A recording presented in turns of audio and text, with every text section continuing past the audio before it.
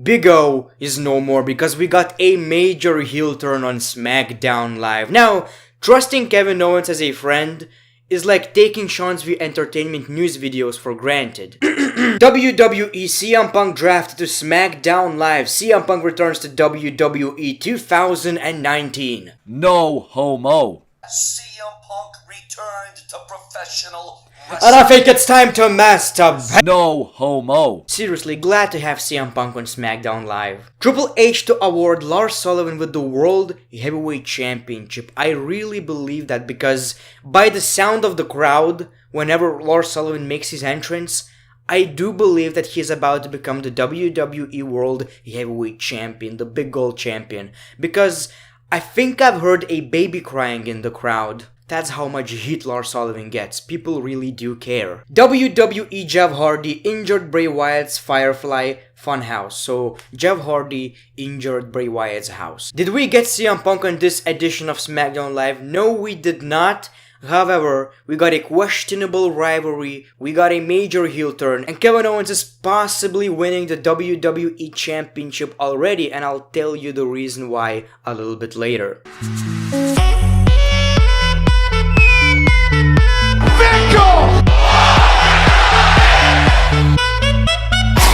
But you gotta make Roman look really strong. The best in the world! Welcome to the first ever episode of Greatness of SmackDown, the only WWE Weekly Shows review show you need to watch, and also Greatness of Raw. Yes, because I'm the one doing it, so must watch. Like Sean's View Entertainment videos, you gotta watch. No homo. I got my microphone ready, I got my TV screen ready, my forehead is ready, so let's talk about SmackDown Live. So, it seems like WWE want us to bring back the biggest meme in wrestling history. WWE wants us to talk about this. Yes, Vince McMahon. Yes, he's a very good looking guy. Yes, he's Samoan. Yes, he's a Rock's cousin. Okay, so here's the thing. I'm perfectly fine with Roman Reigns being on SmackDown Live. It's a great idea. It legitimizes SmackDown Live as a show. The face of the WWE is on the B show, so it kind of makes it an A show. You wouldn't really see John Cena on SmackDown back in the day ever since he became the face of the WWE. So it is one of the biggest SmackDown's acquisitions in WWE's history. Whether you agree with that or not, Roman Reigns is one of the biggest stars in the WWE. Now, what I don't appreciate though is that we are back with this old Roman Reigns booking mentality. Like 2017 Roman Reigns is back. He needs to be strong. It's not gonna be Roman Reigns versus Elias. It's not gonna be Roman Reigns versus Shane McMahon. It's gonna be Roman Reigns versus Shane McMahon and Elias. CM Punk as a new SmackDown Live superstar would agree that you gotta make Roman look really, really strong. So like I've said before, I love that Roman Reigns is on SmackDown, but it's kinda like, seriously, don't make it into a Roman Reigns show again. We love SmackDown. SmackDown Live used to be the show that we can watch without this WWE BS. So the show opened with Shane McMahon recapping Roman Reigns punching Vince McMahon and threatened to fire him. Shane McMahon called him out. We nearly got a brawl, but Elias attacked him from behind. They continued to beat him down. Of course, Roman Reigns had some offense. 2 versus 1. It's Roman. It's Roman. I love Roman Reigns, but it's Roman. We gotta drift away from Elias, and I could be wrong. I've read it somewhere that someone actually passed away during SmackDown Live in the crowd. That's pretty big. I don't know how true this is, but it's really sad, and WWE didn't acknowledge it. Kinda weird. And yeah. So I feel like SmackDown Live is about to become Monday Night Raw 2017, 16, and 18. The dark days of Monday Night Raw. Hopefully not. This is just a warning for all of you who still watch Monday Night Raw and SmackDown Live weekly. Don't be surprised if SmackDown Live will become a terrible show. May I remind you that Road Dogg is not running WWE SmackDown Live anymore. He's not a part of the creative anymore. It's all Vince McMahon. Vince McMahon cares about Roman Reigns. So maybe this is just a theory. This is not even my opinion, but this is a possibility. Maybe Vince McMahon doesn't care about SmackDown Live as much, so he sacrifices SmackDown for Roman Reigns because he knows that Roman Reigns is gonna get booed on Monday Night Raw. He cares about Raw a little bit more. But then again, SmackDown is moving to Fox, so maybe he cares about SmackDown Live a little bit more right now. That's the reason why he brought Roman Reigns. Either way, Vince McMahon is a crazy motherfucker. Anyway, we got Finn Balor versus Andrade. Now, before the match started, we got this promo by Zelina Vega and Andrade saying that you think you will run away, Finn Balor? Last week we defeated you on Monday Night Raw, and this week we are gonna do it again. The thing is, they are back on SmackDown, even though on Monday Night Raw, they said that they are gonna change the landscape of Monday Night Raw. We are gonna take these opportunities. Basically, we are gonna rule Monday Night Raw for one day only though. For one day only. Because they're back on SmackDown, and what pisses me off the most is that they didn't even explain it. Why they are back. Was it a swerve? We all know that it's because of Charlotte Flair. We all know that. Charlotte Flair, Andrade, Zelina Vega, and Aleister Black. These are the couples, so WWE decided to bring them to the same roster. And I perfectly understand that. I agree with this decision. But is it so difficult to think this through? Is it so difficult to actually make these decisions before the WWE Superstar shakeup? You had 6 months. You had 1 year to think about which superstars should be drafted to Raw and SmackDown. And you only made these decisions after the Superstar shakeup. Wow, it was a pretty entertaining match, probably the match of the night, possibly, because it's Finn Balor and Andrade. Andrade always has great matches with everyone. However, Finn Balor pinned Andrade after landing the coup de grace. I think it's fine, the Intercontinental Champion. He's a champion, so he wins the match. But at the same time, I think we all want Andrade as the Intercontinental Champion. And hopefully this is the rivalry that we are going to get. And a match that we are going to get at Money in the Bank. And hopefully the winner is going to be Andrade. Because he needs a title in the WWE. Finn Balor... I still can't judge whether WWE are going to book the Intercontinental Championship right on SmackDown Live. They didn't do it with the United States Championship. What makes you think they will actually care about the Intercontinental Championship?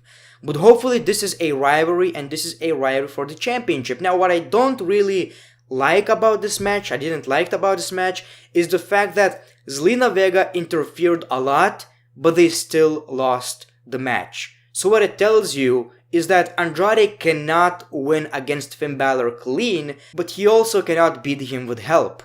So, he's a loser. Elias challenged Roman Reigns to a fight at Money in the Bank while playing a song backstage. Now, this is a match that I don't wanna see. Roman Reigns accepted the challenge, and we are gonna get Roman Reigns versus Elias at Money in the Bank. I like that it's a one-on-one match. It makes a little bit more sense. Even though someone is gonna interfere, I know that. Maybe it's gonna be even Vince McMahon to kiss Roman Reigns. But it's Money in the Bank. Money in the Bank is a huge pay-per-view nowadays. We always get these marquee matches. Now, what I would do is Roman Reigns versus Shane McMahon.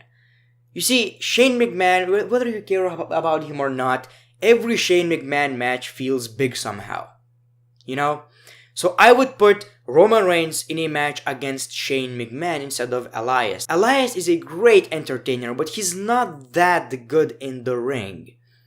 And I don't care about this match at all. So I think that's a bit of a negative. Don't worry, people. It can turn into a 1-on-2 match in a couple of weeks. Kairi Sane defeated Peyton Royce, and she pinned her after dropping the insane elbow drop. After the match, Mandy Rose and Sonya Deville walked out and clapped at Sane and Asuka. So this is a rivalry that we are gonna get in SmackDown Live's Women's Tag Team division. Kairi Sane and Asuka versus the Absolution or Fire and Desire or something like that. Basically, Trish Stratus and Ronda Rousey wannabe. Yeah, I said it. Sue me. See if I care. Punch me. Savage. Turns out the Superstar Shakeup is not over yet because we got Jinder Mahal's music playing.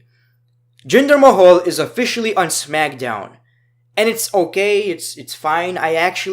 I'm one of these people who thought that Jinder Mahal should not be this buried. He should be in the mid-card fighting for the United States Championship, Intercontinental Championship, because it kind of makes the titles look crappy. He's the former WWE Champion. Not only does it make him look weak, because he's a jobber right now, but it also makes the WWE title look a bit, less prestigious, because if Jinder Mahal can have it, everyone can have it. Now, anyway, Jinder Mahal makes his entrance, and the announcers did the worst job possible to get this guy over. Oh, seems like Jinder Mahal is also on SmackDown Live. WWE Superstar Shakeup is not over yet. And then silence. At least say that he's the former WWE Champion and he's legit. It could be a fresh start for Jinder Mahal. However, it wasn't, because Lars Sullivan made his entrance with even less pop and attacked the Singh brothers. He beaten the crap out of Singh brothers. R-Truth is a genius. He decided to attack Lars Sullivan, got his butt kicked, and you see, people, I don't watch WWE live. Except the pay-per-view. I watch pay-per-views live, but I don't watch Raw and SmackDown live because in my country, it starts at like 2, 3 a.m. in the morning, so, it's not worth it. It's not worth it. Not a lot of greatness. So,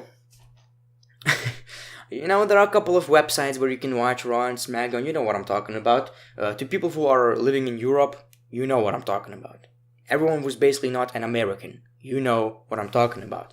So, I was watching a part 2 of the show, and for 1 second, I thought that I'm actually watching the same thing I watched the previous week. Even the scream was identical. WWE seemed to think that we are gonna care about a superstar because every week he attacks someone and then screams, and seeing the same thing every week is good for the superstar because it makes him look strong. No, just get him in a rivalry that we care about against a superstar that we care about.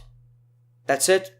Pretty simple. I still don't give a crap about Lars Sullivan at all. Snitsky vibes. Charlotte Flair wants a SmackDown Live Women's title match against Becky Lynch at the future pay-per-view. Probably not Money in the Bank, because Becky Lynch already has a match for the Raw Women's Championship. So just like I've said, I like the idea of championships being defended separately. It's not an undisputed championship, it's a Raw Championship and a SmackDown Championship. It's a different story for both titles. I love it. Anyway, she says that I didn't get pinned, Ronda got pinned, so I deserve a rematch. Becky interrupted. We got the same old Becky versus Charlotte exchange promo segment, and we are about to get the same match. Bayley interfered and she said that it's time for me to step up. You didn't earn any opportunities. And we got a number 1 contenders match. Bayley versus Charlotte Flair. There is a train. Charlotte Flair defeated Bayley to earn the WWE SmackDown Live Women's title match. It was actually a pretty good match. I really enjoyed it. It was really, really good. I almost forgot how good Bayley is in the ring. So, I liked it. It was a pretty good match, and maybe even better than Finn Balor versus Andrade. I'm not quite sure about that, but it was something fresh. I don't remember seeing it in the past, for at least for a long time.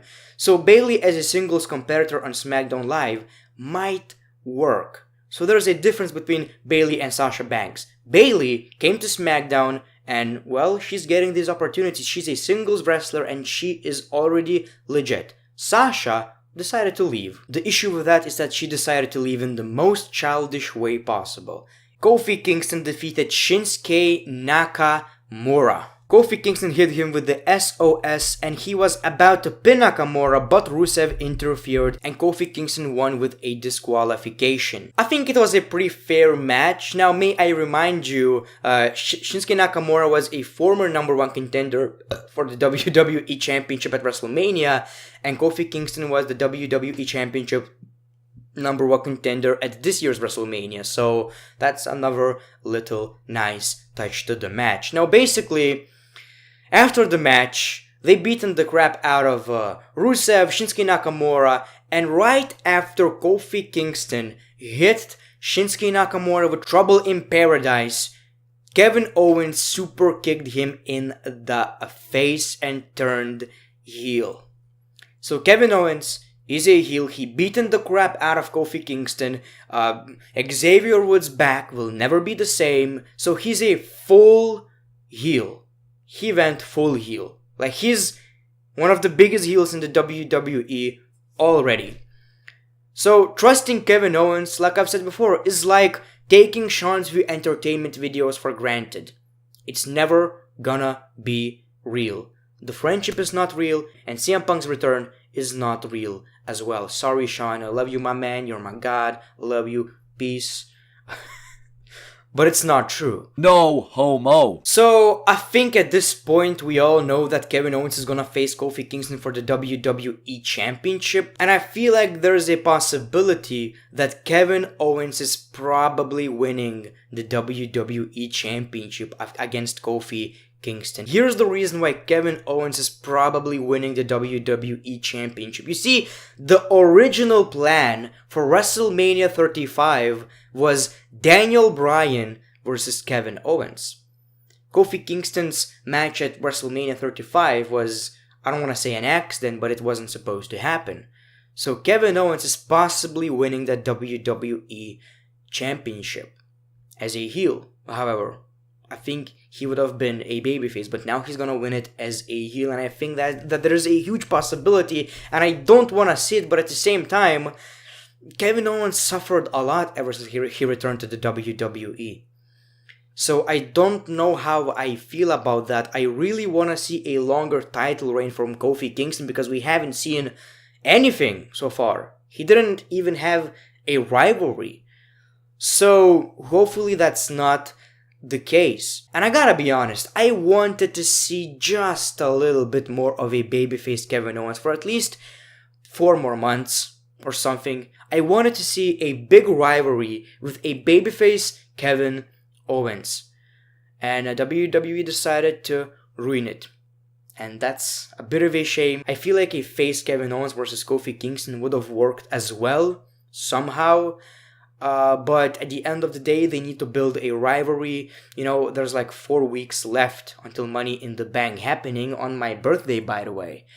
So I understand it, but I'm a bit disappointed because I felt like there's potential for a babyface Kevin Owens. Anyway, these are my thoughts on this week's SmackDown Live. Thank you for watching. Hopefully you enjoyed, and as always, make sure to click that like button. I would give this SmackDown Live 8 out of 10 because I felt like it was really enjoyable. You know, I'm not as harsh on the WWE as I was before. At the end of the day, I was entertained. I don't know. If a lot of things change and happen and develop on an episode, I feel like that is a decent show. Thank you for watching. As always, yup girl, boy, Divas Champion, whatever the case may be, the great one. Peace, love, and hugs.